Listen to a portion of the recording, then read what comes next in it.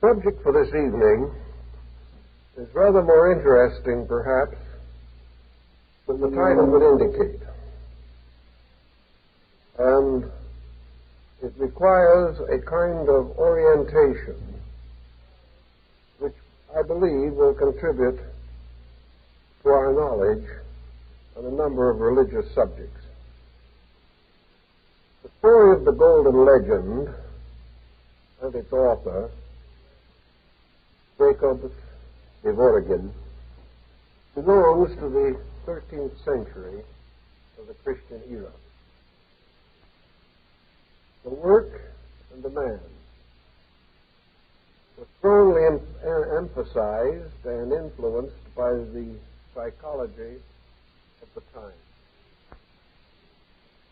The European culture was passing through what we now call the medieval period, a long and difficult time, distinguished rather for its reactionary tendencies than for any contribution to progress. The medieval European was a person of extremely limited education and an almost completely provincial attitude.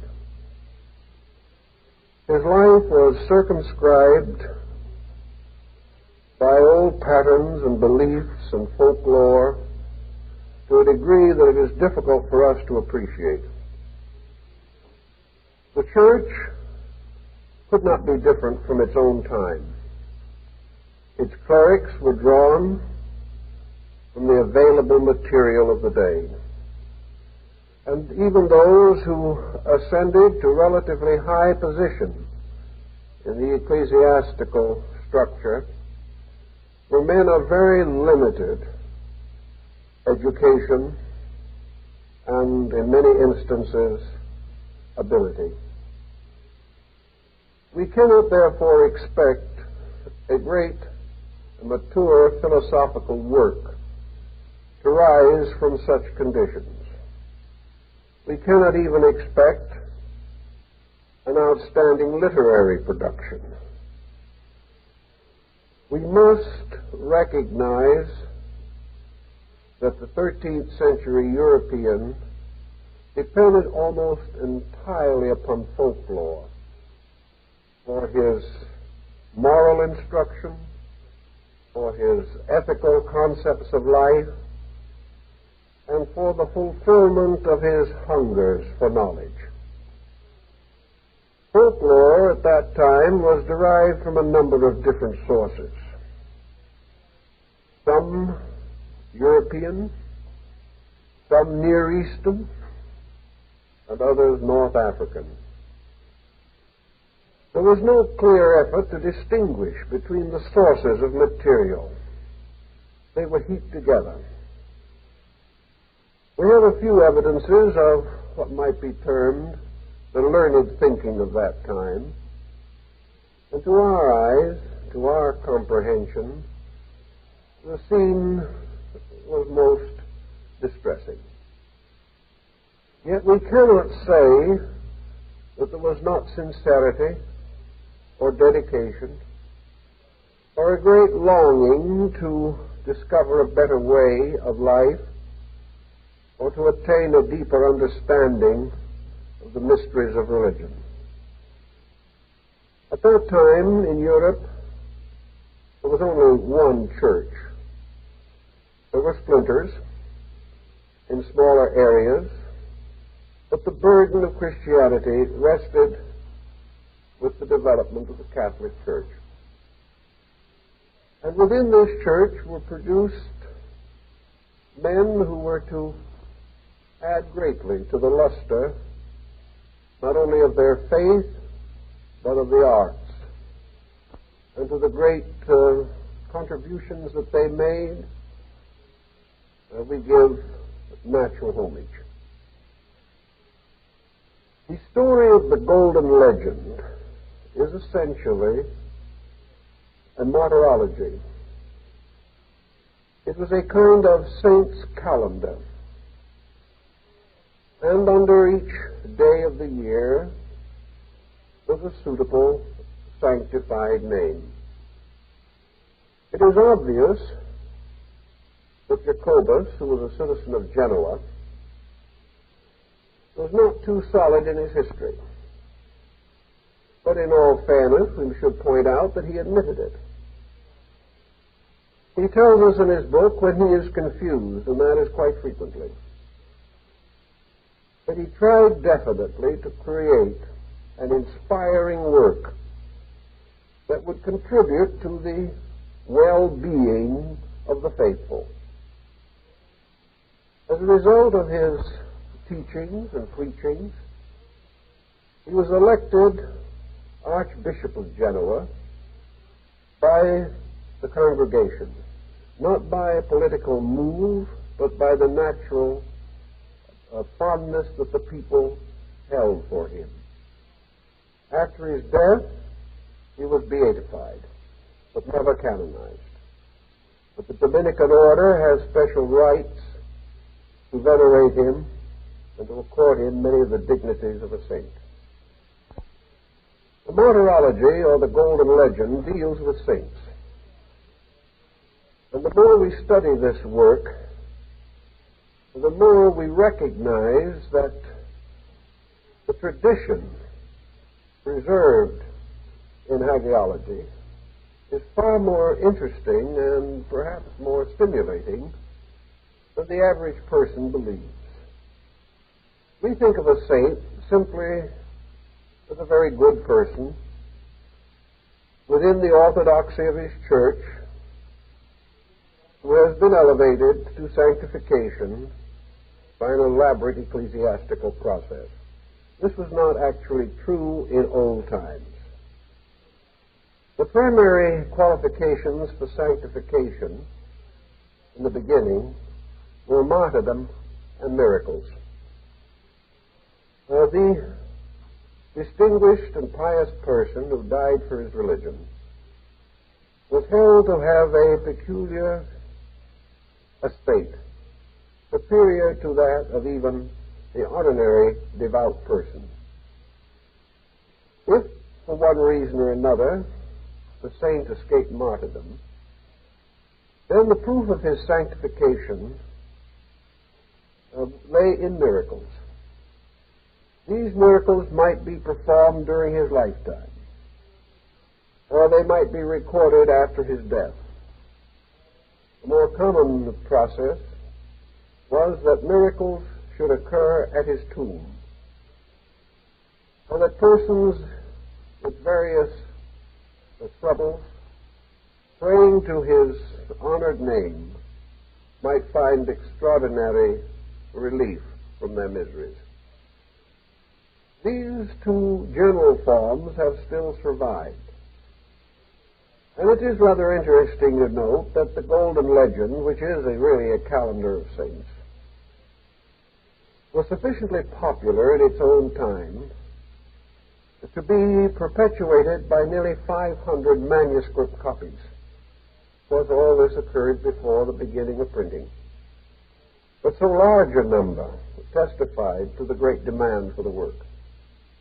After the invention of printing, it passed through 150 editions, most of them comparatively early, however. An interest in the work began to decline with the Renaissance. At that time, humanism began to sweep the world, and men's attention was turned from matters of ancient religion to the pressing concerns of modern reformation. The various versions of the Golden Legend, however, continue to appear, and a recent English translation was published in 1941 under the imprimatur of Francis Cardinal Spellman, which would indicate that the subject has not entirely lost modern interest, at least within the body of the church. I think that the first thing we learn from the Golden Legend is something about the personalities, natures, and qualifications of the early saint martyrs. The more we study this description, and a number of writers have remarked this point, which is not at all original with me, the more we realize that the saint really emerges as a transcendentalist. He is a magician. He is a sage. He was a seer. He worked miracles. He could transport himself invisibly from one place to another. He was able to appear in countless forms and to extend his ministry over inconceivable periods of time. When we are all finished with the general pattern, we see that there is a startling similarity between the saints of early Christendom and the wonder workers, magicians, yogis, and the arhats of Oriental religion. The saint, in many instances, was almost a complete parallel for the Buddhist arhat. He renounced the world. This he held in common with most religious groups. He practiced austerities. He gave up all physical honors and comforts. He sought only one thing, the grace of God. He proved his dedication by selfless service to others. And his miracles were nearly always performed for the benefit of the oppressed or the poor or the downtrodden. He held all the strange and wonderful powers that we associate with the Oriental Mahatma. Many of the sanctified persons were as eccentric and strange and difficult to comprehend as the old arhats of Zen. And I imagine, had we any kind of likenesses of them, they would indeed be equally a motley group of rich and poor, wise and simple, who had by one manner of effort or another had achieved that end which all well-disposed persons desire. That was the enrichment and fulfillment of eternal and internal resources. Now it is interesting to trace something of the beginning of the story of the saints, not as individuals, but as a type, which in one form or another has appeared in so many parts of the world. Where did the Christian idea of canonization come from? It did not come from the Old Testament.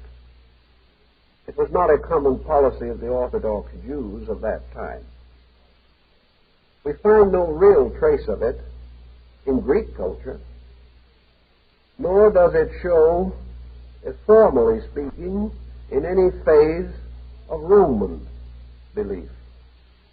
We say, formally speaking, because there is one parallel that may be worth noting, and that was the process of the deification of Roman emperors. A Roman emperor, however, when he was deified, might have his likeness raised as a monument in the city, and he would receive popular veneration and adulation.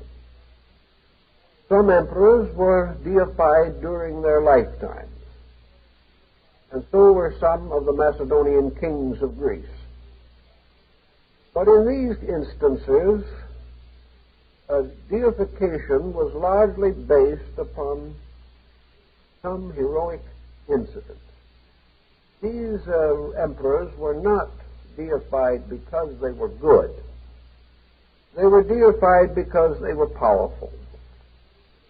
They were recognized as examples of the prevailing psychological standard of the time, where strength and, if necessary, cruelty, these were condoned and applauded if they led to ultimate victory. If they advanced the destiny of the state, all personal considerations were ignored. Thus, the deification of the emperors, either of the Latin or the North African cultures, really does not cover our point, but it has a bearing on it, as we hope to demonstrate. The saint, as far as we can understand him, certainly appears to be an Oriental importation. The type of person that was venerated and canonized by the early church possessed those virtues that were most applauded among Eastern peoples. This does not mean that the good man would not have been regarded as good in his own country. He might have been greatly beloved. He might have been remembered with extraordinary fondness. But our saint is not just this good man. He was good according to the way of his time. And in many instances, he was certainly a spiritual hero. But he was more than this. He was wise. He was skilled. He was learned in many ways, mostly in the ways of mysticism and esotericism. These words, of course, were never used, but his attributes indicated this direction. So we might look a little bit to try and discover how it came about that about the 1st century A.D., this development of the idea of formal canonization, or the bestowing upon the venerated dead certain spiritual powers of intercession with God. To try to understand this a little better, we'll probably have to travel a bit to another part of the world. When Alexander the Great led his conquests into the East, he reached as far as what is now Pakistan. And then the continual dissensions of his armies and the desire of his soldiers to live to return to their own homes dissuaded him from further conquest. In what is now Pakistan, there developed a mingling of Greek and Indian culture, East Indian culture. This revealed itself by some, at least semi-permanent, cultural monuments. After Alexander had departed, these naturally fell into decline. There was nothing to maintain the Greek influence in Pakistan. But about the beginning of the Christian era, Pakistan, this area of it, and parts of Afghanistan became the outer boundaries of the Roman Empire. There was a communication between this area and Italy. Merchants traveled, artisans lived in Pakistan and perpetuated Roman customs, Roman arts. The peculiar mingling, therefore, of an Eastern tradition moving definitely westward and a Western culture moving relentlessly eastward resulted in a very interesting composite culture which has come to be known as Gandhara. Gandhara was a province or country of no great political importance, part of which is now in Pakistan and part in Afghanistan. From the 1st to the 5th century, the Gandhara enjoyed an extraordinary flowering of art, particularly sculpturing and modeling. Gandhara, during this early period, in the latter part of the 1st and the early part of the 2nd century A.D., also became a great stronghold of Buddhism. And the country was literally covered with monuments of Buddhistic thought, although Buddha himself had never actually journeyed through this region. In the early years of the 2nd century A.D., as far as we can learn today, Gandhara produced the first human likeness of Buddha. Prior to that time, no effort had been made to represent this great Indian teacher as a person. He was represented only by symbols. Among these symbols was the wheel of the law, which has since been seen so often on the Sokas column, which has more recently become the official symbol of the Indian Republic. The second symbol associated with Buddha was the teaching chair, where he would be seated discoursing to his disciples. It was a low, throne-like structure, sometimes supported by lions. The third symbol peculiarly associated with Buddha at this period was the footprint, a device resembling the human foot, but usually larger, the sole of the foot being covered with an intricate pattern of symbolical designs. If it was therefore considered appropriate to represent Buddha, a congregation of the believers might be gathered about the teaching throne. Above the throne would be the chakra or wheel, and below the throne on the ground in front, the footprints. This was all that was used to symbolize the great teacher. But in the rise of the Gandhara art, there gradually appeared the personification of the teacher. Modern archaeologists think of this by saying that here in Gandhara, the likeness of Buddha was first devised. The anthropomorphic process produced the physical embodiment of the unknown appearance. This physical embodiment itself is very interesting to us. The figures are usually standing, wearing a long and beautifully draped toga. The feet are sandaled, as in the type of sandal found in both Greece and Rome. The face is Grecian, very often with a straight nose with a high arch or bridge. The eyebrows are of Greek arch also, and the hair is arranged as in statues of the Apollo Belvedere or the god of the sun. The only actually distinguishing peculiarities which would divide the Gandhara representation of Buddha from almost any other type of classical Greek or Latin sculpturing were the three peculiar symbols associated with Buddha as a person.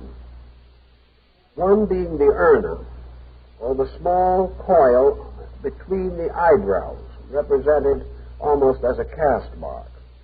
The second was the usnisha, or the high protruding dome of the head. And the third was the elongated ears. These were about the only differences that could be found. The question arises, how did these peculiar attributes come to be incorporated immediately into the Gandhara likenesses? Probably from the ancient scriptural descriptions found in the sutras. At this time, the Buddha was represented with long, wavy hair, either in a Greek form, or perhaps even suggesting the early hairdress of native Indian princes. At the top of the hair was arranged as a chignon, and there was none of the little tight curls that we see today. The figure was graceful, dignified, and when walking with a group of disciples similarly clothed, the Buddha very closely resembles a Greek philosopher or a Roman scholar. The bodily proportions are said to be largely of Roman extraction, belonging to a somewhat depraved art, following the Roman adaptation of the Greek art. So the rather profane and unromantic archaeologist says that the original likeness of Buddha was a composition or composite of an Eastern deity, perhaps Krishna, a Grecian sun god, Helios or Apollo, and a deified Roman emperor. These were the contributing factors according to modern thinking. Whether this can be justified or not is hard to say, but we must realize that up to 100 years ago, Gandhara art was unknown. It was not discovered until that time. Now it is to be found in some of the choicest collections of the world. So, in the Gandhara carvings, Buddha is usually shown with a flat, simple nimbus. There is a halo behind the head. In general Asiatic art, bodhisattvas are also haloed. And in the Chinese and Indic schools of Buddhism, the arhats are haloed. The higher persons of this sublime hierarchy have more elaborate halos, such as the nimbus and the aureole, or the double halo. But with the arhats, it was almost always just a simple disc or circle surrounding the head. Where else is this halo to be found? Possibly in parts of India associated with the deities. Very little evidence of it anywhere in the Near East or in Europe.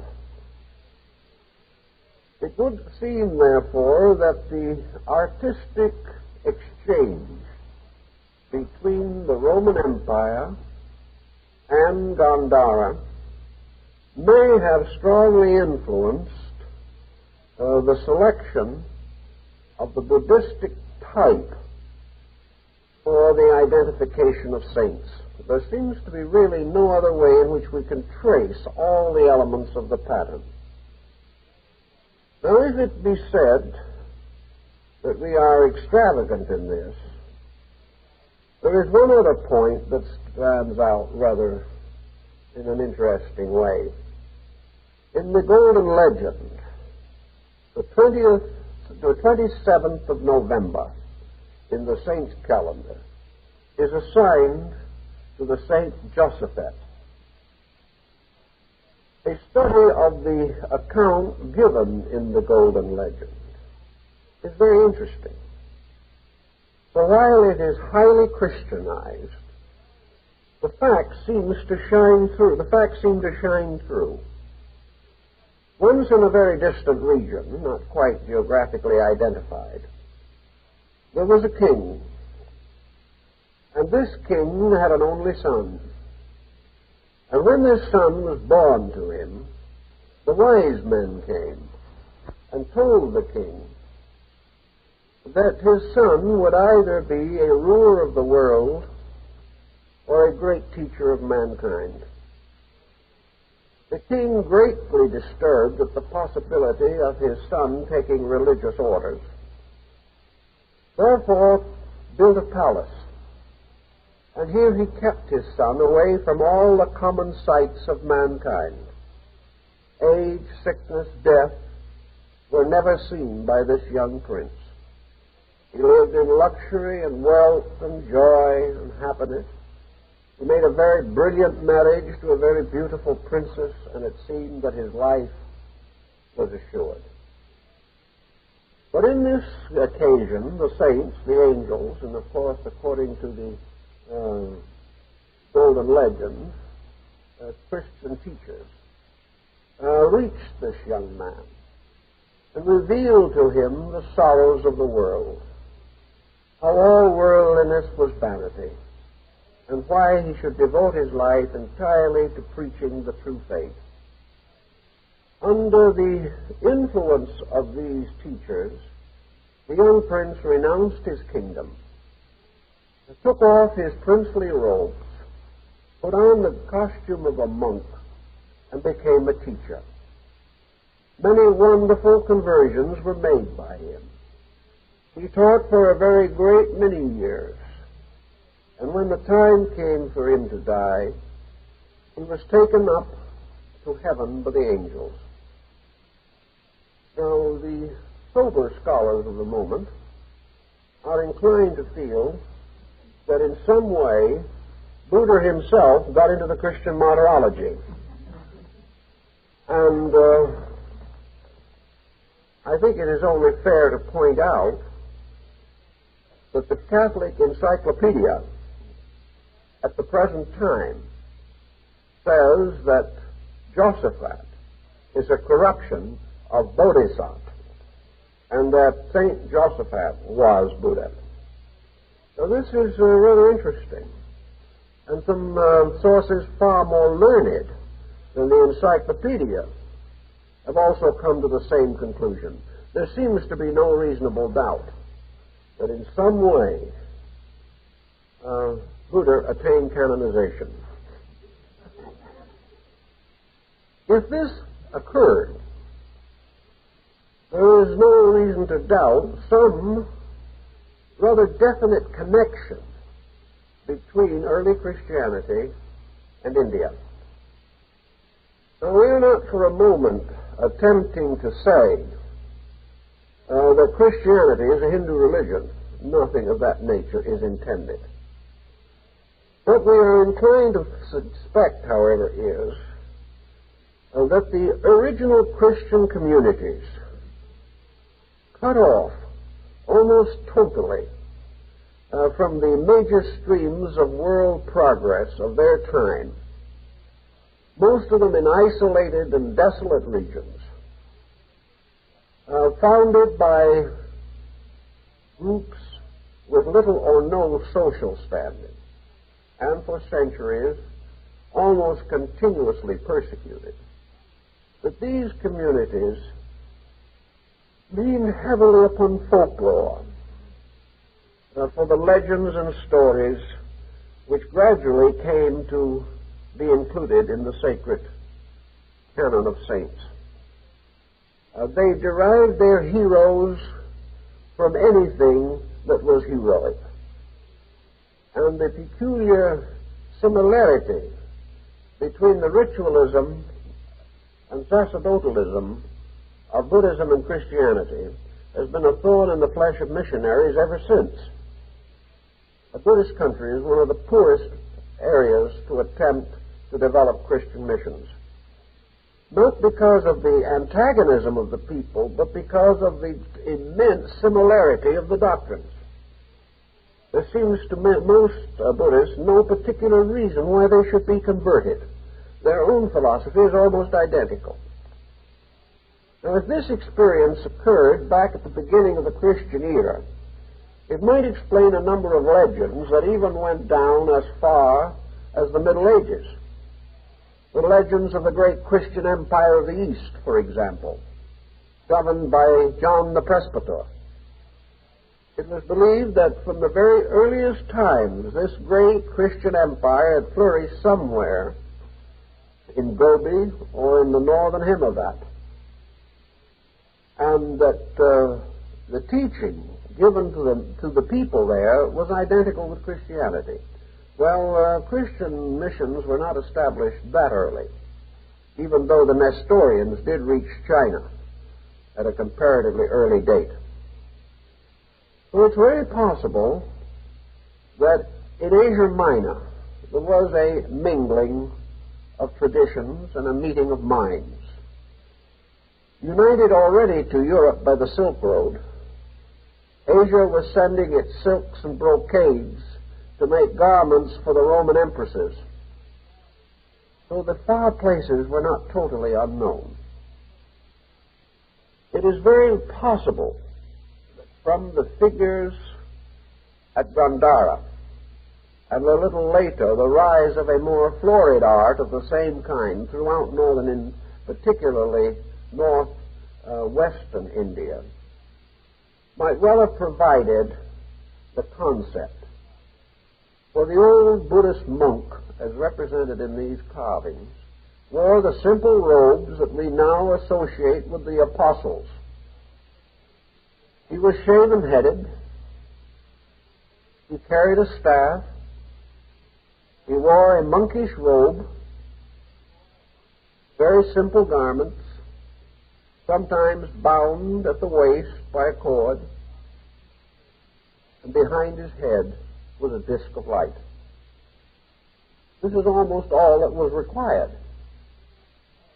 And with the possible exception of the mingling of Eastern thought with the Egyptian tradition at a very early date, there seems to be no other convenient explanation for the rise of a design or pattern that appeared simultaneously in Asia and in Europe.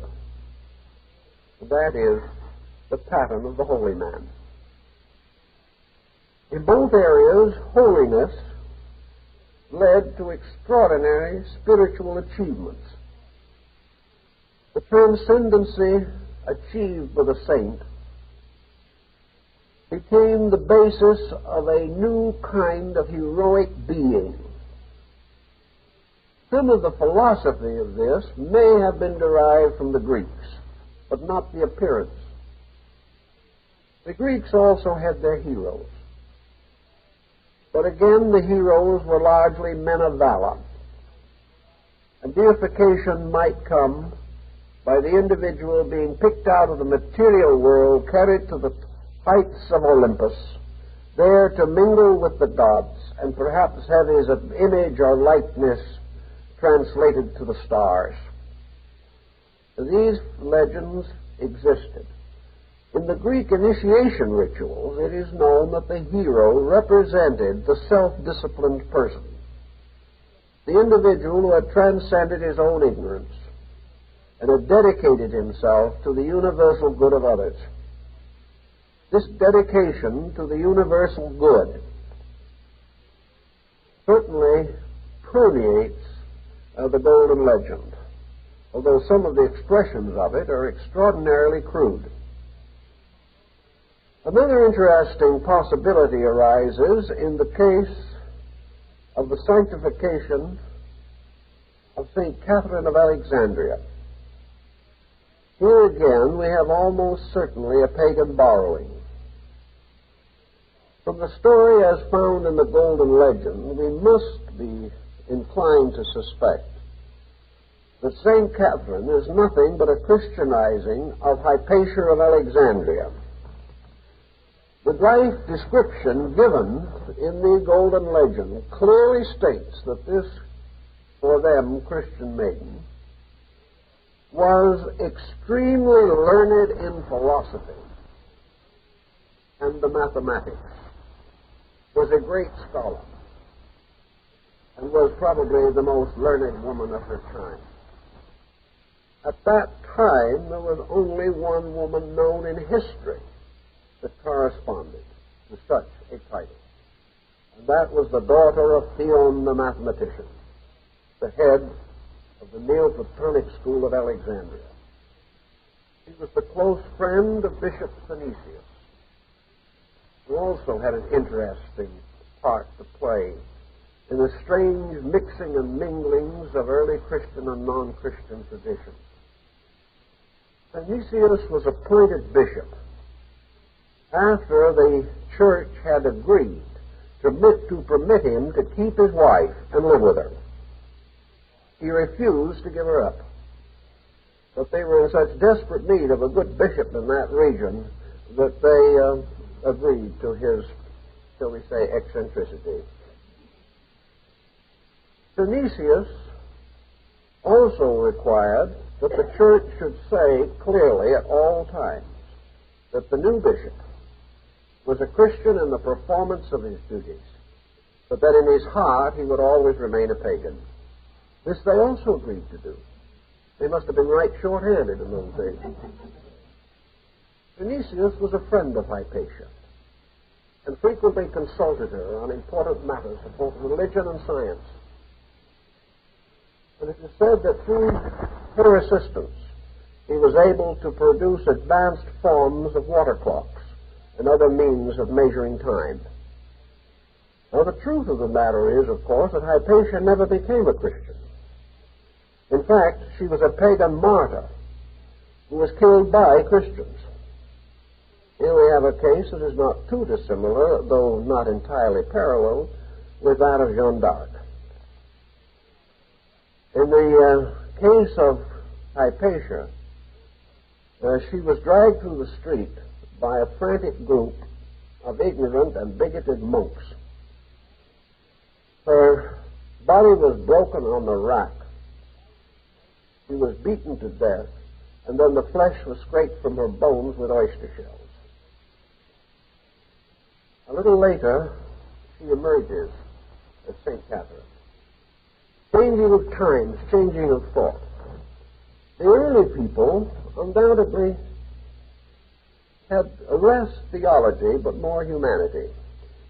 They realized that any person who is willing to die a terrible death for their convictions has something of holiness in them. And they were a little less cautious in selecting their martyrs in those days. The legends of great and good people seem to have strongly influenced the thinking of that time.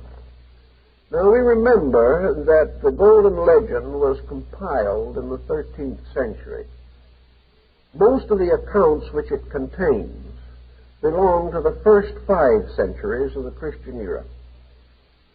Therefore, between these events and kindly and well-intentioned Jacobus was an interval of over 700 years. 700 dismal years. Years without adequate history, without any proper alignment of events. Centuries of darkness, of ignorance and illiteracy, of the scatterings of people, when perhaps the only medium for the perpetuation of anything was the old wives' tales. They alone served as the basis of a communication. Now, at the time this was happening, 2 other elements appeared in Christian thinking, both of a very highly supernatural type. Ordinary folks had very little possibility of contemplating the natures of the archangels, but the angel became very important to them. The angel as the minister of deity, as the servant of the Holy Trinity, was not only reminiscent of the Annunciation of Mary, but according to the old tales, angels always appeared in emergency. And somewhere along the way, the idea of the guardian angel came into existence, an idea that has never been officially recognized by the Church, but is said to be of the mind of the congregation. Guardian angels were probably borrowed from Egypt, but they passed through a certain transformation, so that space, the invisible part of the world, became more or less the abode of these invisible ministers of the Almighty. Angelic forms appeared on art at a comparatively early date. And of course, the same general idea of angels was common throughout Asia and does occur with some modifications in both Greece and Egypt. Certainly there were spirit messengers who came largely in visions and in dreams. These messengers consoled the needy, promised relief to the desolate, and in one way or another were the invisible servants of the divine good. So the angel also shared honors with the saint as a metaphysical factor in life. Of course, perhaps even more important than the angel or the saint, however, was the prime villain of the time, the devil. And in the Golden Legend, he is really present almost everywhere, always. Of all the concepts that have arisen in man's mind, there is none beyond God himself, to whom as much authority has been given as to the devil. So in the stories of the Golden Legend, there is a certain monotony. For all the various episodes are more or less impelled by satanic intervention. Whenever anything evil was to be done, the devil was always back of it. It was the devil who hardened the hearts of Roman emperors. It was the devil who devised incredible means to torture the sanctified. So if the people of that time, simple folk that they were, had faith in good on the one hand, they had fear of evil very strongly implanted in their consciousness. The devil might appear in almost any guise. He might be a beautiful maiden leading some young swain astray. He might take the form of a beloved bishop and preach false doctrines. He might even appear to be a saint, but always somewhere there was evidence of his cloven hoof. The devil took on all kinds of forms, but always for one purpose only, to lead men away from the truth.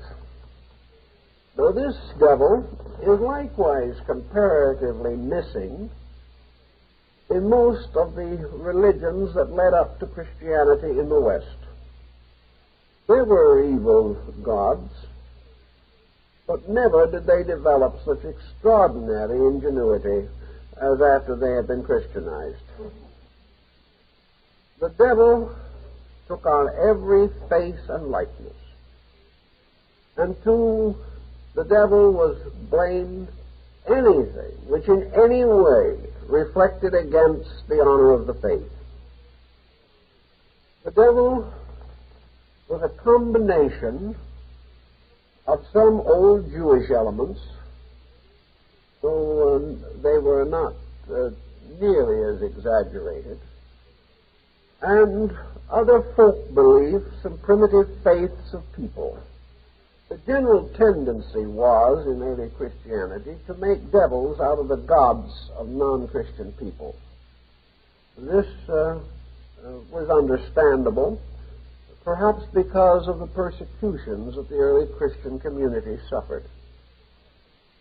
But the real devil, as he appears in the Golden Legend, is far too advanced and sophisticated a character to merely be the result of accidental selection. He was more than the building of a myth. He emerges gradually as a principle so clearly defined that he may very well be termed the adversary. This adversary plagued everyone, plagued the saints, tempted Jesus. This adversary was ever present in the medieval consciousness. It was not uncommon to carve likenesses of devils on the backs of pews to remind people of evil even while they were worshiping.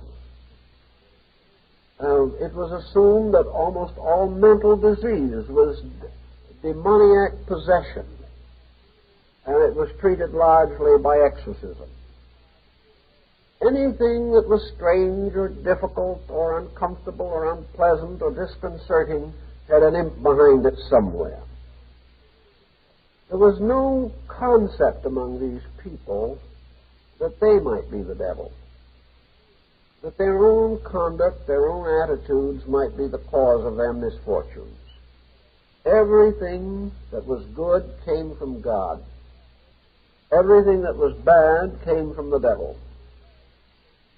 And the only way to escape from evil was through the intercession of saints, or through calling upon the pious to stand as hostage for the delinquent soul.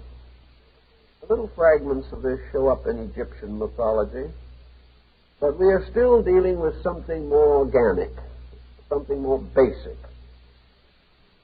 It's almost certain from the reading of the Golden Legend that the devil is merely another version of the Indian deity Mara, or sometimes referred to as Yama. It was Mara and his host of temptations that sought to disturb Buddha at the time of the Enlightenment. It was Mara who cast the glamour of unreality upon all existence. It was Mara that was responsible for the rise of egoism in man. Thus, Mara became a symbol of mundane conditions, perhaps similar in concept to the idea that Caesar became the emblem of the false god. Caesar being merely the symbol of temporal power, of human ambition, and of the corruption resulting from selfishness. So it seemed quite reasonable that this devil that was everywhere always could only actually represent an attitude toward life that was essentially unreal. Our forebears in those early days did not rationalize this. But there still is abundant evidence that in their psychology they were at least subjectively aware of this principle. They did not know the answers as we know them to some of these problems. But they were aware that the devil represented a common enemy. And they also realized that the only escape from this enemy was the constant contemplation of spiritual realities. That in the time of all emergency, man must choose between good and evil. Good represented not only by God, but his saints and his angels. Evil by the demon and his minions. And for every saintly quality there was an infernal counterpart. And just as God ruled in the heavens, so Beelzebub, prince of the dead and of the devils, ruled in the underworld. The underworld had its equivalent of archangels and angels and saints, but they were all infernal, negative, inverted reflections of the spiritual truths. Thus, evil was good perverted. Evil was nothing more than the victory of selfishness over truth, over reality, over the divine plan of things. Men were being constantly tempted to accept false values. And these false values were finally summed up in the old virtues which the saints sought to exemplify. To escape from the devil, man had to renounce the world. This was good Hindu philosophy, good Buddhistic philosophy, good Chinese morality. The devil, therefore, became a kind of an embodied adversary. For whichever way man turned and however he tried to do good, evil was ever nigh unto him. Every force that he possessed, every faculty that existed within him, every sensory perception had two faces, a face of good and a face of evil. Use always suggested abuse. Abuse always corrupted use. Power became the basis of persecution and tyranny. Man could never depend upon himself. Whenever he really tried to be good, the temptation to be evil was strengthened in him. His very efforts were his undoing. And he could only turn and beseech heaven to save him from this intangible mechanism that closed in upon him constantly, this misuse of his own natural powers. In the Golden Legend, the devil hardened the hearts of men. It is illusion, it is selfishness, it is arrogance that hardens the hearts of men. When we contradict a man, he becomes angry, not because we are wrong or he is right, but because we have contradicted him, and a flare of hate arises within him. When we come to some conclusion contrary to that of our neighbor resents us. Again, it is selfishness, it is egoism that cannot bear to be corrected. It is a wise person indeed who will permit himself to be challenged without becoming angry. Everywhere in this world, as we live in it today, we can see the relentless process by which everything that we thought would accomplish good has gradually been corrupted. We see every discovery exploited. We see every invention used to hurt rather than to help. We see forever the desperate effort to profit by the labors of others. The instinct to tyrannize, to hold down, to depress. The flaring into hate which we express to anyone and against anyone who seeks to escape from the little prisons we have built for them. Thus, an ancient people, not particularly learned, not able to fully understand these things, could well assume that this adversary was real. It seemed that it operated with extraordinary cunning. It read our minds. It knew our hearts. It frustrated our steps relentlessly.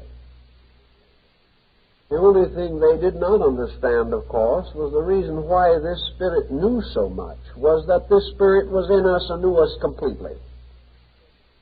It represented the negative polarity, the anti-self. It represented the old atavistic being, always striving to drag us back again to our own more primitive state. The devil always operated through temptation. And temptation, of course, is opportunity. And the individual who has an opportunity to profit at the expense of his ethics may very likely grasp that opportunity. Thus it is said that men sold their souls to the devil. And we have the mysterious Faustian complex, in which the individual sacrifices his eternal glory for the sake of the extension of his temporal powers.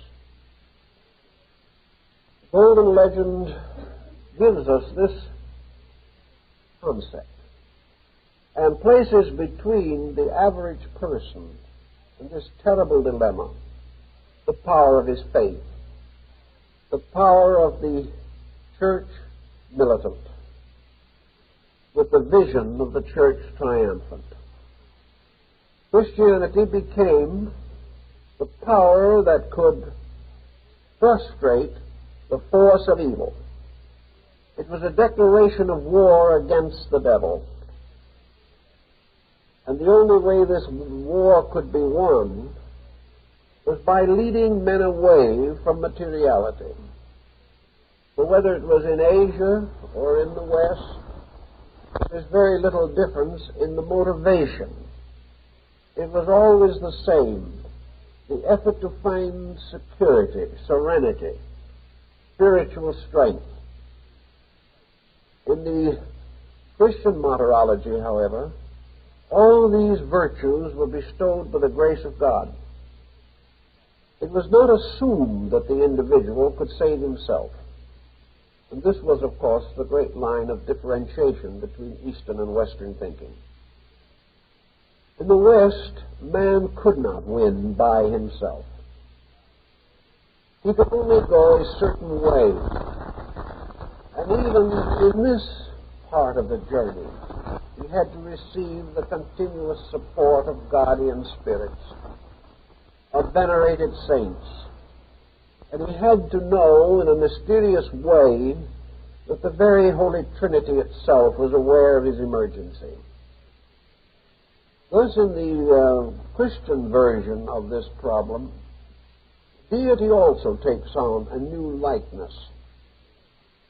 Deity becomes the personification of principles, even as the demon becomes the personification of vice. Both the East and the West was essentially the same, through silence, through humility, through the renunciation of the complexities and temptations which may lure man into evil. It was assumed that no one was actually secure. We might feel that we have achieved a great deal, that our righteousness is enough. But even then, temptation takes on some other complicated form and we succumb. Without the grace of God, or the benediction of a spiritual force descending upon and within man, virtue is impossible to him in Western mysticism. His achievement, therefore, is that he shall become the friend of God, that he shall enjoy the love of God through obedience, through keeping the law, through practicing the virtues. And if in this process of absolute dedication to his God, his adversaries shall afflict him greatly, then his spiritual estate is heightened. He is even more certain of salvation.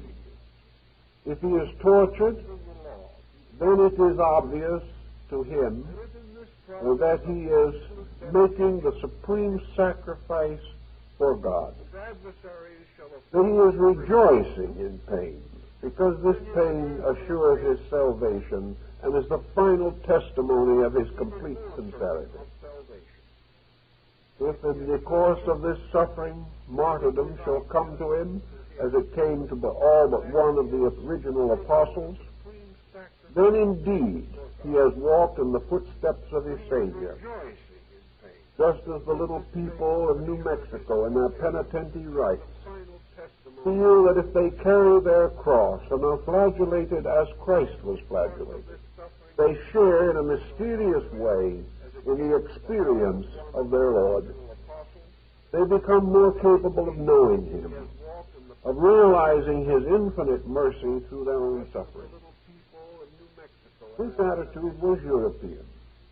It led finally, of course, to the great orders of penitence that arose in Europe, the Misericordia, and other organizations which may be termed brotherhoods of pain, pain being in some way the visible proof of internal, invisible dedication. The stories in the Golden Legend most naturally end in martyrdom. I think in many instances this legend affected the relationships between the Christian and non-Christian peoples of early times adversely. There is no doubt in the world that this endless sequence of martyrdoms was very largely imaginary. Also, the hideous details that were added to make the stories as, shall we say, spiritually stimulating as possible, undoubtedly fashioned from the whole cloth. Instead of merely making the individual honor those who died for truth, it caused a very severe break in Christian psychology. It led undoubtedly to the development of the intolerance which has divided Christianity from other religions for the best part of 15 centuries. It was not the real circumstances that were entirely to blame, but this tremendous dramatization by means of which Christianity was opposed to all the rest of the world. And the rest of the world was really only an embodiment of evil. Even today, the Orthodox churches have a dilemma. The trend is toward tolerance. We want to have a broader sympathy with the spiritual convictions of other people. But how can we? If, by so doing, we are forced to acknowledge that they have spiritual graces without being of our faith. It seems as though we must betray the uniqueness of our own religious revelation in order to be tolerant with any other religious order. The matter seems to have arisen from this tremendous drama of good and evil. The Old Testament built largely upon the fall of Adam. The New Testament became too closely involved in the desperate effort to align the world into two camps, the camp of the redeemed and the camp of the hopelessly lost. This situation could well arise if a group of unsophisticated people began to read the martyrdom of their faith. It would seem that every other nation in the world had existed only to torment the Christian believers. Well, there was persecution. There's no question about that. But in the hagiology, this has been rather grossly overstressed. And it has even continued into modern times, and most of the books that we read and stories that we read today relating to the relations between the Christians and the Romans, so to say, make villains of the Romans and heroes of the Christians. Well, there was villainy, but not quite as much as has been suggested. There might be also a little villainy both ways, but that is definitely ignored. So out of this golden legend came a series of mixed blessings, we might say. There was certainly a strong statement of incentive. But the incentive was of one kind only, namely that the individual, by living a certain kind of life, would be acceptable in the sight of God, would escape the fires of eternal perdition. For most nations outside of the Christian realm, or outside of the Near East, let us say, also had their ideas about lost souls, or at least punishment after death. This arose at a comparatively early period in man's belief in immortality. But there has never been any group that has had quite as vivid a concept of this as has disturbed the Christian heart and mind. In many instances also, the older beliefs had faded out in other nations while they were still vivid with us. Even today, there are many sects in Christendom that are quite convinced of the reality of hellfire and damnation. They are not as numerous as they used to be, but they still exist. This eternal punishment for lost souls has to also have some other kind of psychological interpretation. The Greeks came probably the nearest to any in solving this problem. Namely, that perdition is simply the state of unenlightenment. An individual inhabiting a vicious nature is suffering the torments of hell. The person whose desires are frustrated becoming angry, and perhaps so desperately unhappy that he may even kill himself. He's certainly the victim of a torment within his own nature. The old peoples had no real understanding of how a person could torment himself so completely. So they had to have a little outside help to make things more difficult for him. Actually, the entire concept of damnation was legitimate in its day. People believed it honestly and sincerely. But it again represented a very inadequate interpretation of a belief.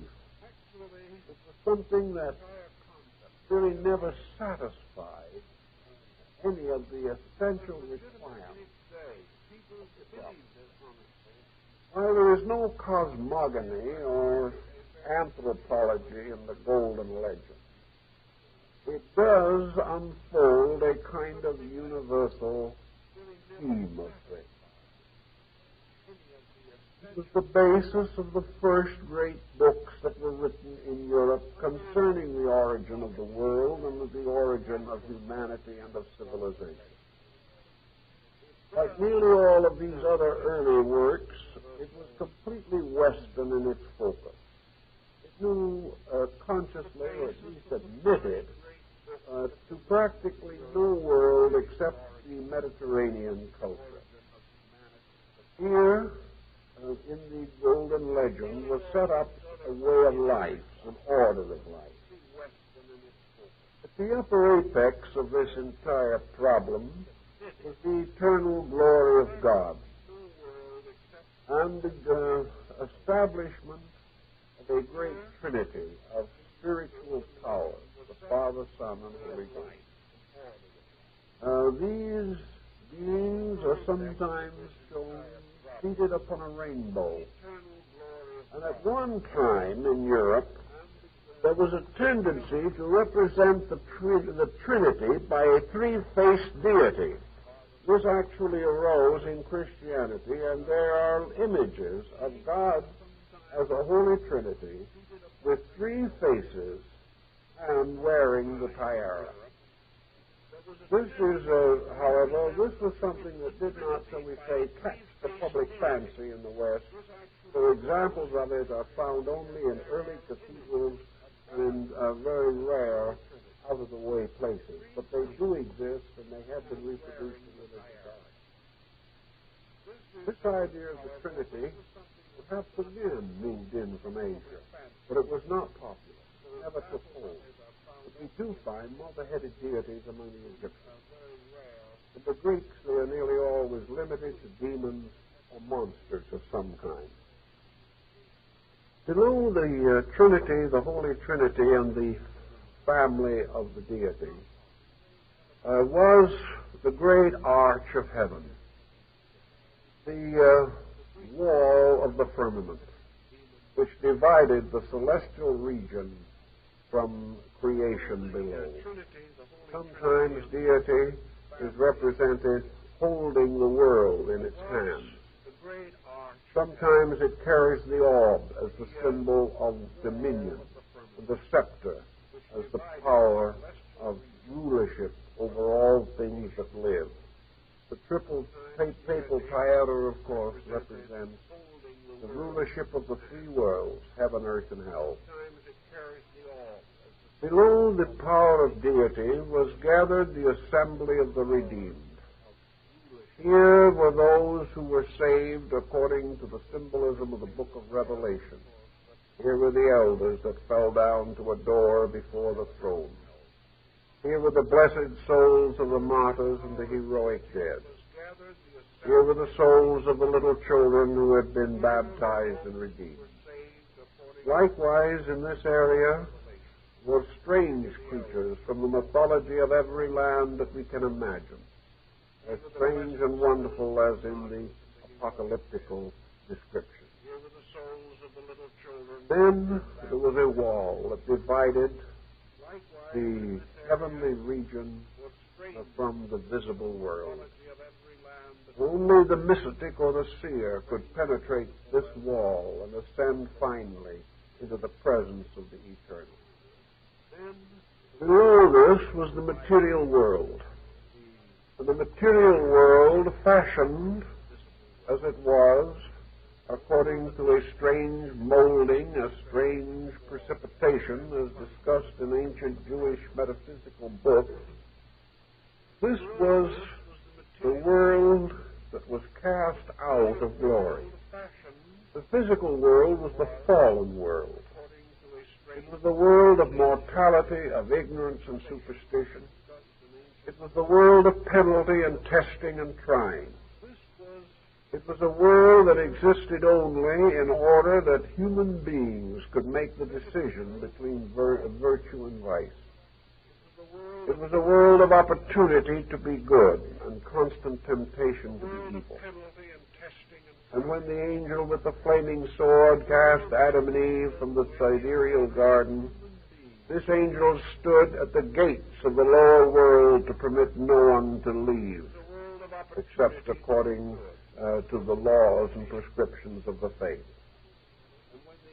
So this lower world was really under the power of evil.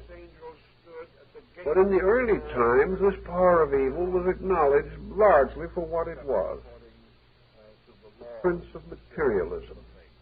It was the world of visible and physical things, the world in which men struggled in darkness, seeking in one way or another to sustain themselves, to earn their bread by the sweat of their brows. Men fell into this world as punishment. And in this punishing sphere, this lurking shadow of the Prince of Death was ever present. For this world was circumscribed by birth and death. And in this shadow was the power waiting to receive the souls of the dead, as in the Egyptian ritual. These souls were weighed or tested, or their names were sought out in the book of life. If they had lived according to their faith, and had lived nobly, they might go to join the blessed souls. If they did not live nobly, upon them all types of terrible punishments were inflicted.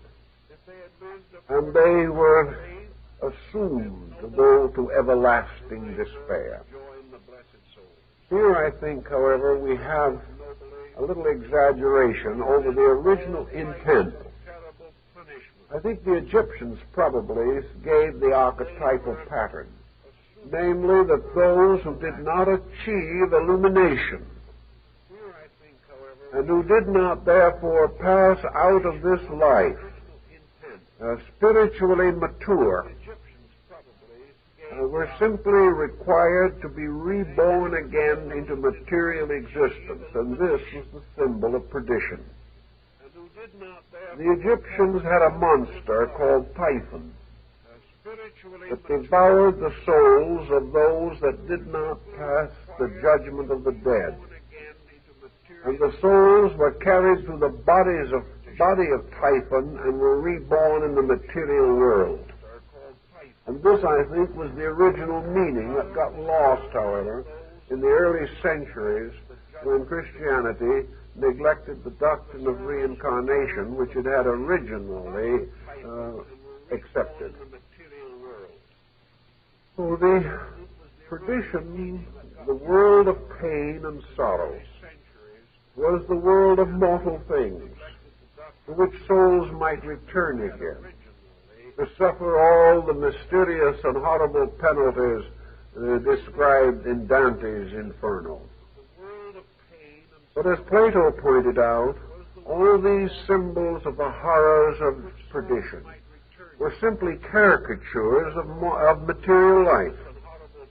They were merely aspects of the kind of things that could naturally symbolize our excesses and our deficiencies. The individual who dies in hate is burned by the fires of his own passion. would he not then properly be born into a region of hate?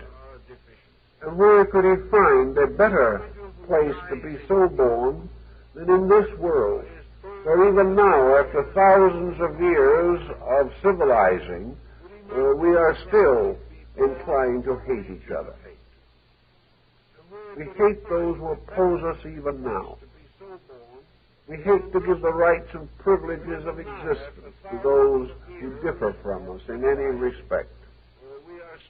Thus, all the infirmities that we suffer are karmic, and perdition is apparently the Christian name for karma. It is simply retribution. So in this region of retribution in which we all live, how shall we escape? And the answer to this appears to be that we escape through instruction of some kind. We escape through being invited to improve life by the birth within our own souls of a certain spark of insight, which as it develops gives us greater strength to resist the pressures and temptations of the outer life. In this respect, therefore, as in Oriental philosophy, there is recognized an order of teachers. And this order of teachers includes the heroes of Greek tradition, and the demigods of the Nordic legends, and the divine mortals of the Buddhistic philosophy. These are, in truth, the arhats. But the arhats are those that sometime, somewhere, long ago, took the obligations of dedication. They, while still weak and infirm in their spiritual abilities and their spiritual resources, still most solemnly dedicated, not only the life they were then living, but all the lives that would come to them, to the service of their fellow men. Indian philosophy recognizes, therefore, this peculiar kind of dedicated souls. These dedicated souls are the virgin youths of ancient Hindu thinking. They are set apart, and at each incarnation their destiny comes into manifestation with them. These dedicated persons, as arhats, are never completely aware of the fact of their own dedication. In fact, we are told that Buddha did not know in this world that he was a Buddha until the illumination. Up to that time, he was merely a truth seeker. But deep within himself was an achievement already highly advanced, whether he was conscious of it or not. The same of the arhat. He has achieved a spiritual worthiness, which his name implies. He comes into this world like everyone else, born into the same infirmities and problems and situations. Therefore, the infinite diversity of appearances and attributes associated with him. There is one difference, however. In him somewhere is this spark of dedication. He is by nature not as unkind as those around him. He is born more patient.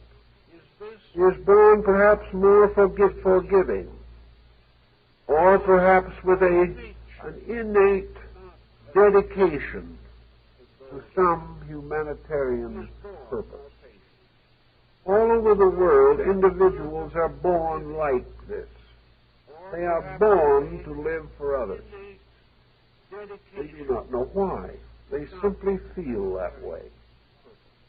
And in the old philosophies, it was believed firmly that these persons so born were actually the manifestations of a dedicated group that had arisen in remote time and in a long, wonderful procession walked down the ages, taking birth here and there, but always for one purpose only, the benefit of mankind.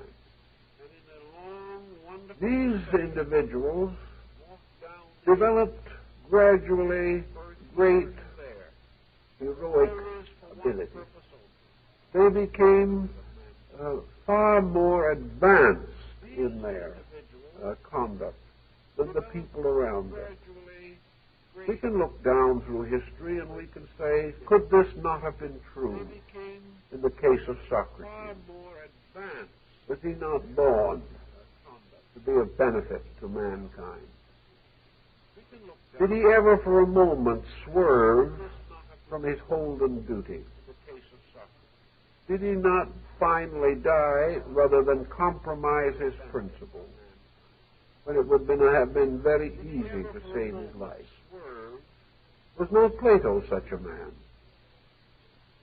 How shall we say also that great musicians and great artists, great scholars, great scientists, if they be persons of noble dedication, are not actually the mysterious arhats that are described in the wonderful sutra of the Lotus of the Good Law? These set-aside ones whose lives are for virtue are represented in art as forming a radiant company around the Buddhas and Bodhisattvas. They may look upon the face of truth and live, and part of its light will be reflected to shine from their own faces and through their own eyes. I think the original concept of saints has the same origin.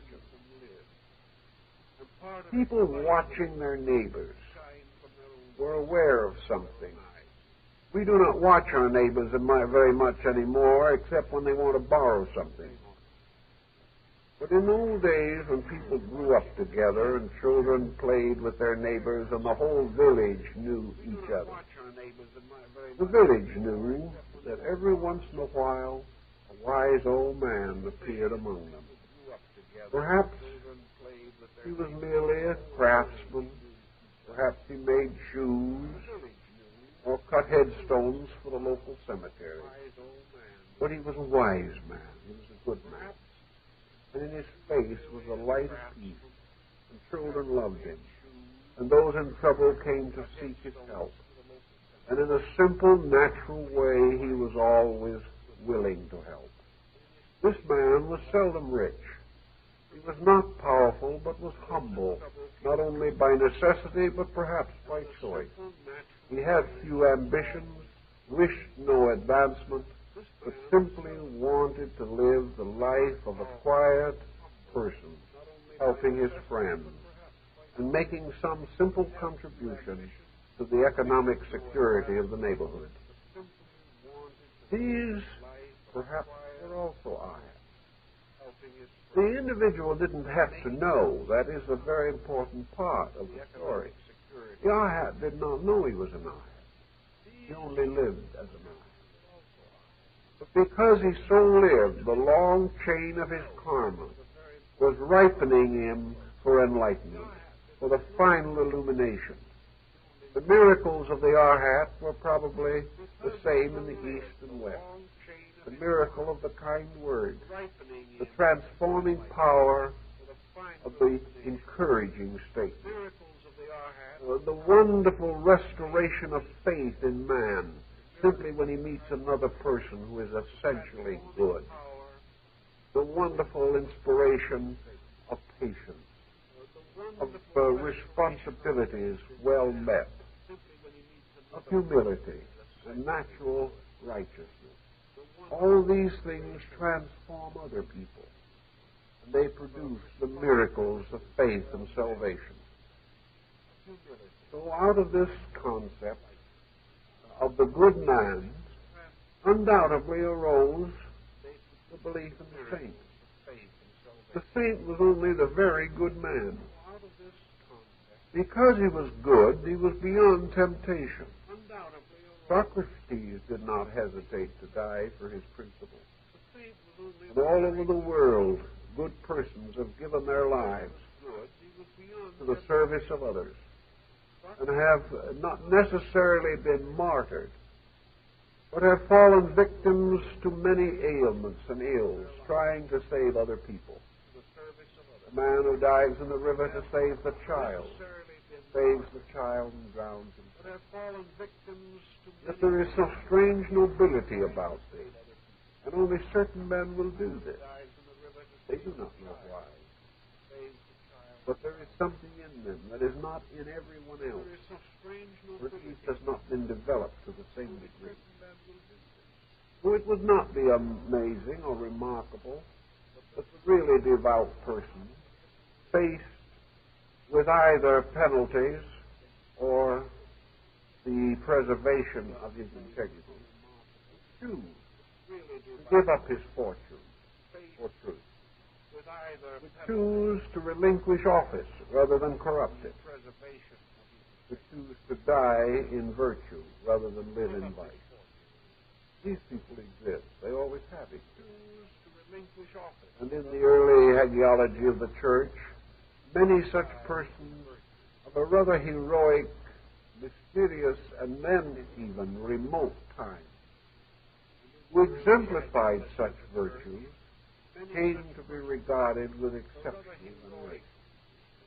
It is man's instinctive veneration of good, but it is also his instinctive realization that behind good there is some kind of a machinery, that it is not just an accident.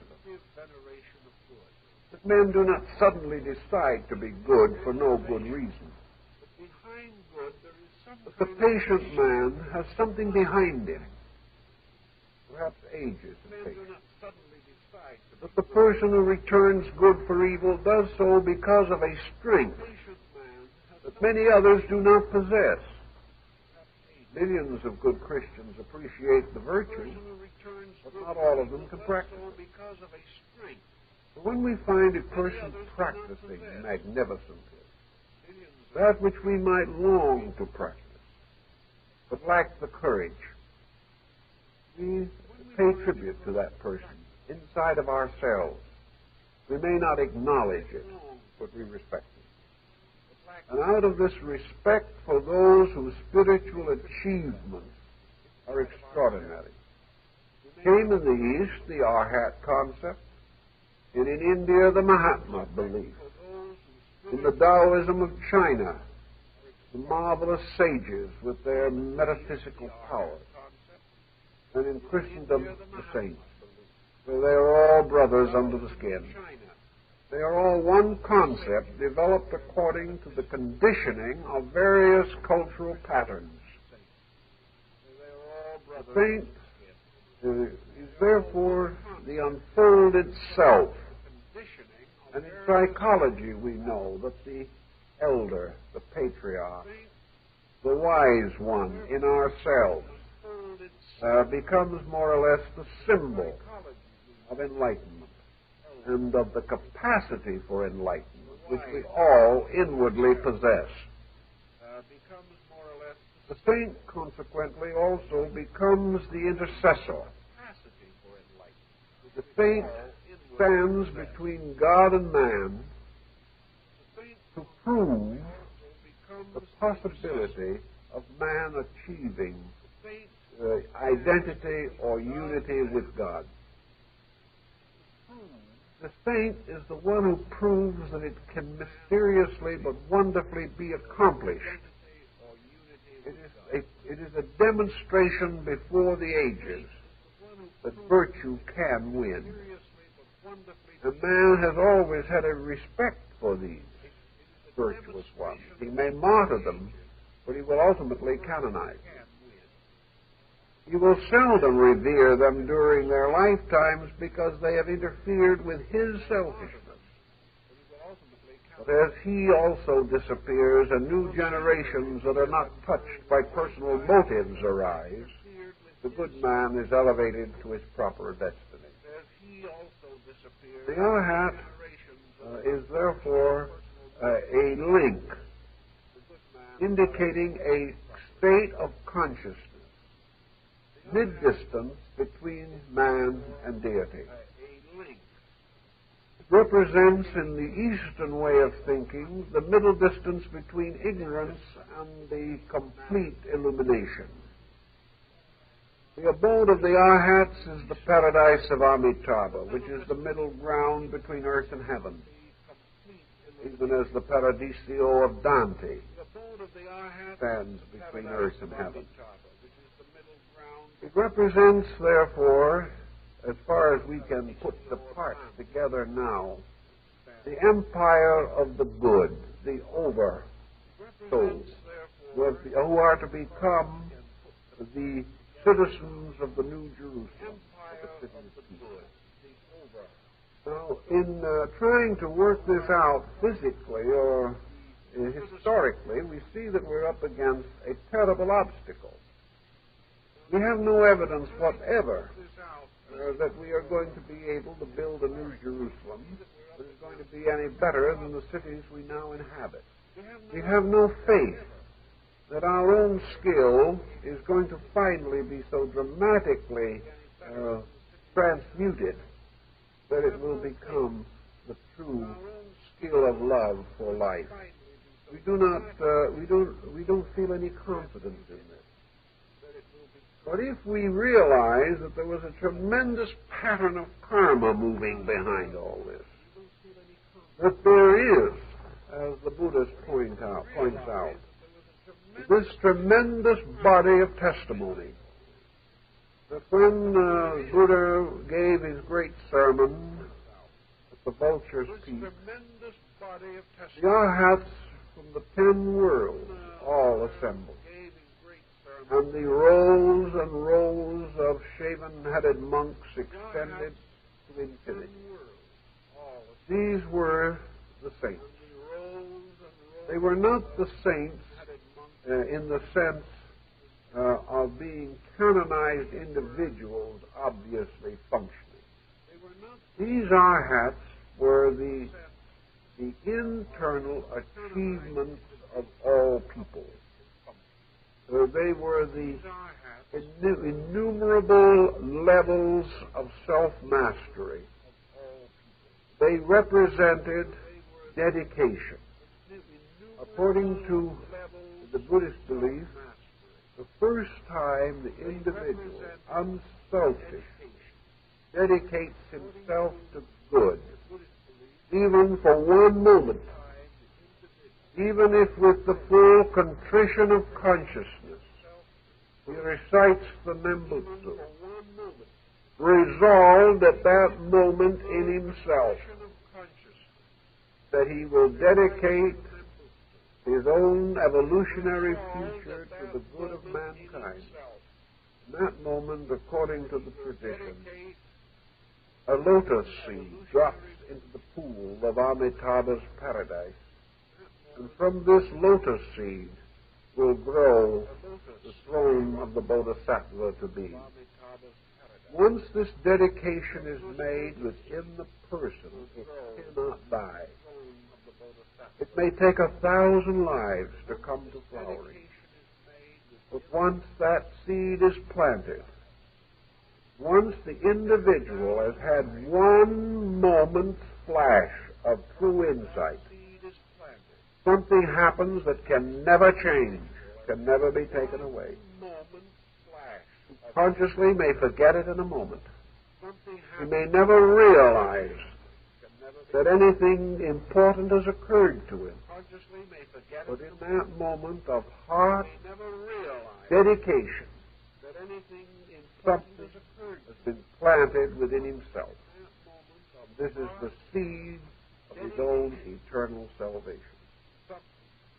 Those in whom this seed has been planted are the army of the redeemed, the 144,000 who will be saved.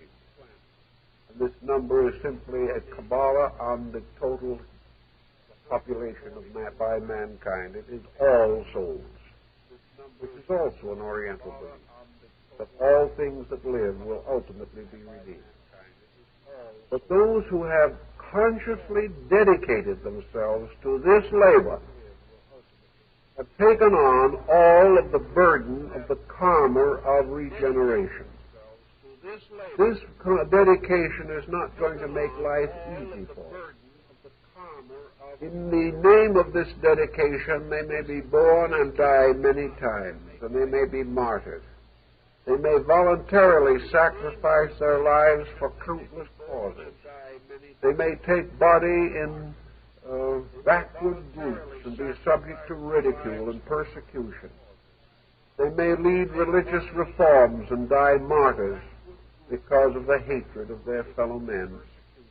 But if this dedication is true, every step forward in conviction is enlarging the heroic estate of that soul.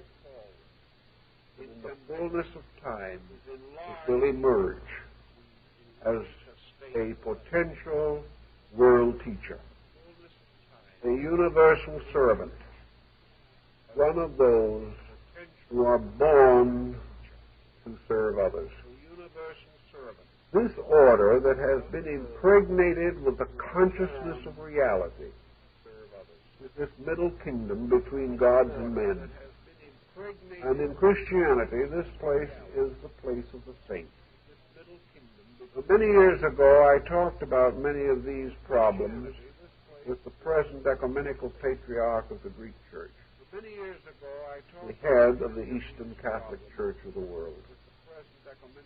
And he assured me that the early church was fully aware of the secret rituals and initiations of Egypt, that he was perfectly confident that their symbolism was derived from the most secret traditions of antiquity, that in some mysterious way the great wisdom of it all had been blocked out, that instead of being developed as Eastern wisdom had been by the constant enlargement of insight, constant strengthening of the knowledge and persuasion of the great religious truths, that in the West, for some reason, by some circumstance, everything had slowly faded out except a very simple moral teaching.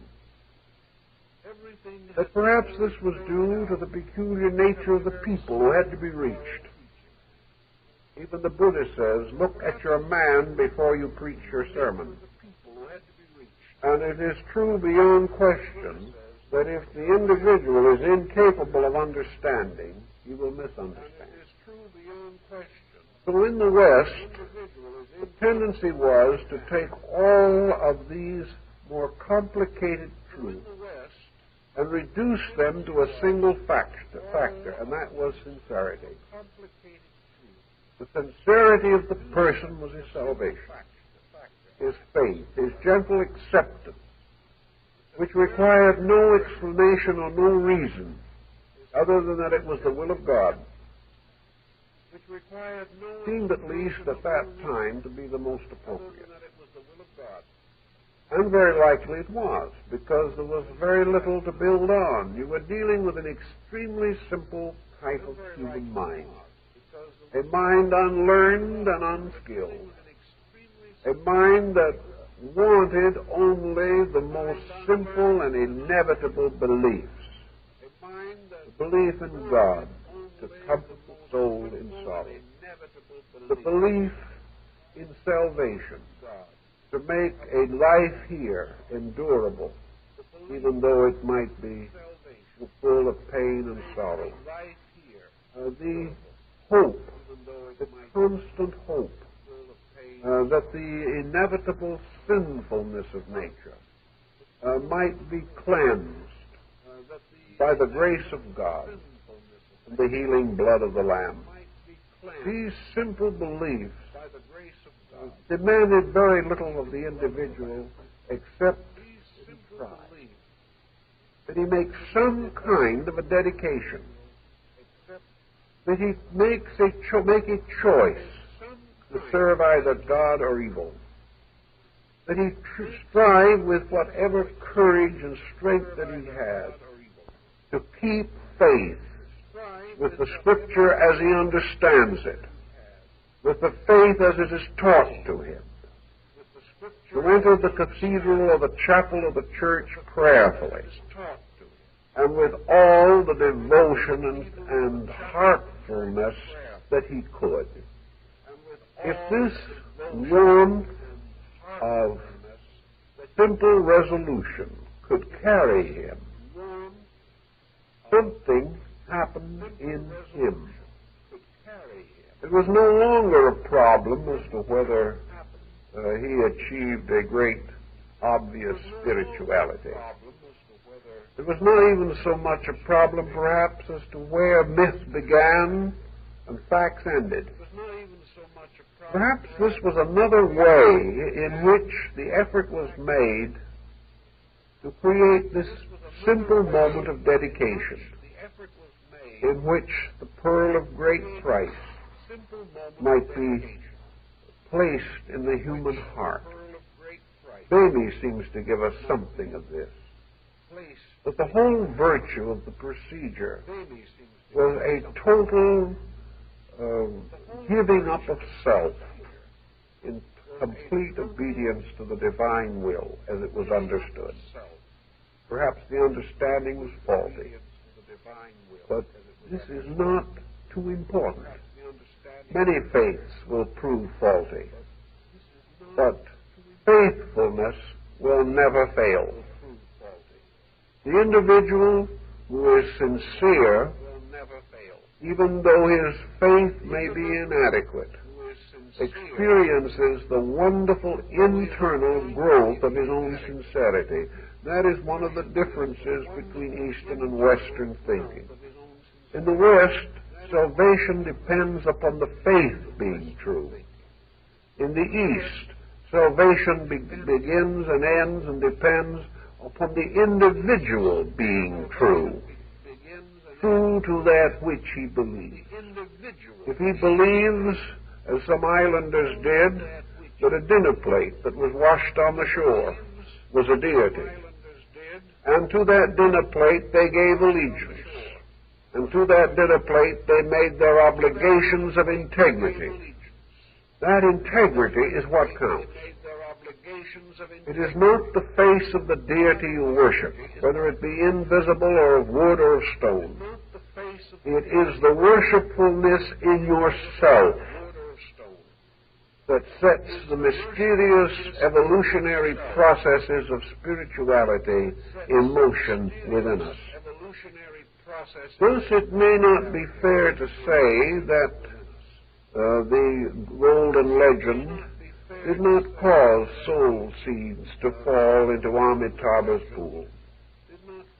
It is not fair to say that this simple, if somewhat to our mind gruesome belief did not at that time meet a need, did not cause the person to be a little better than he would otherwise have been, which was the essential purpose.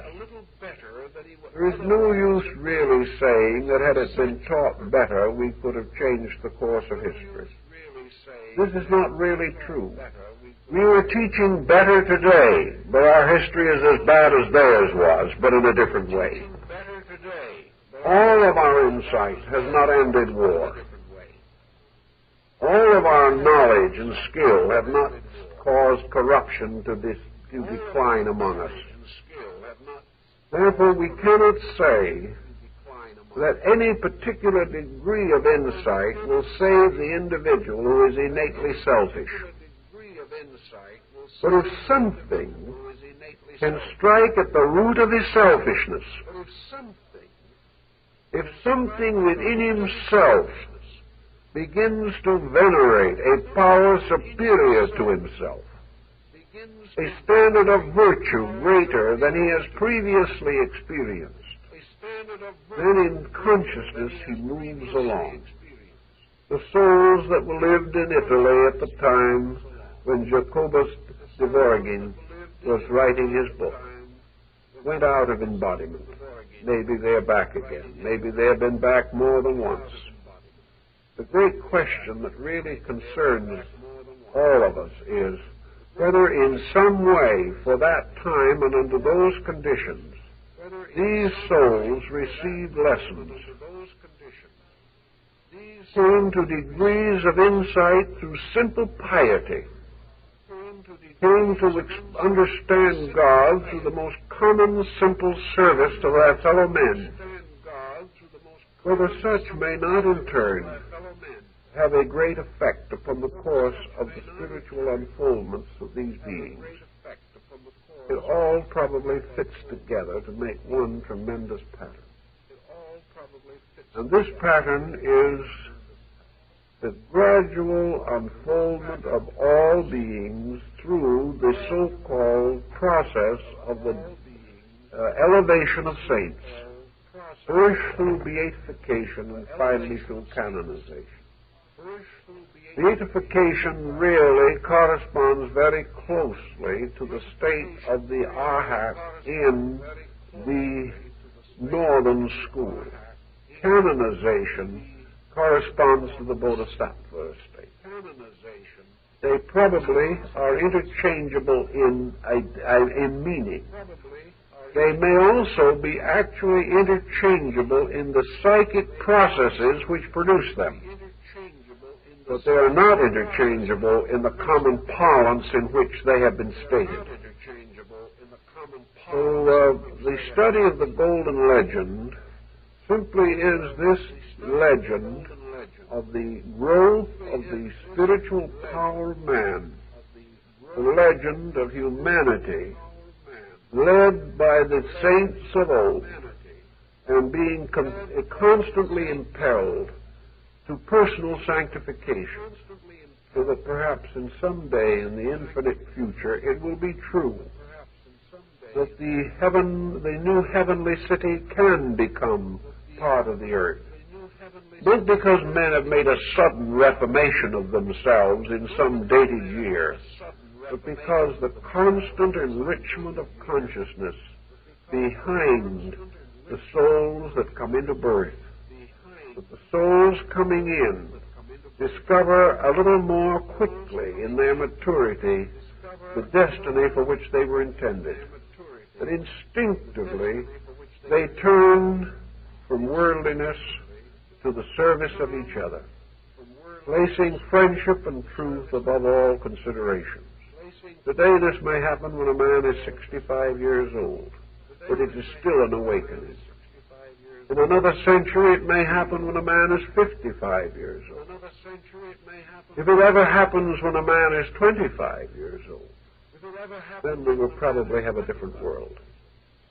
All these processes are parts of motions, and I strongly suspect that the old symbolism of the mysteries and the religious philosophies of both East and West can be traced symbolically in the design of the martyrology of the Christian saints.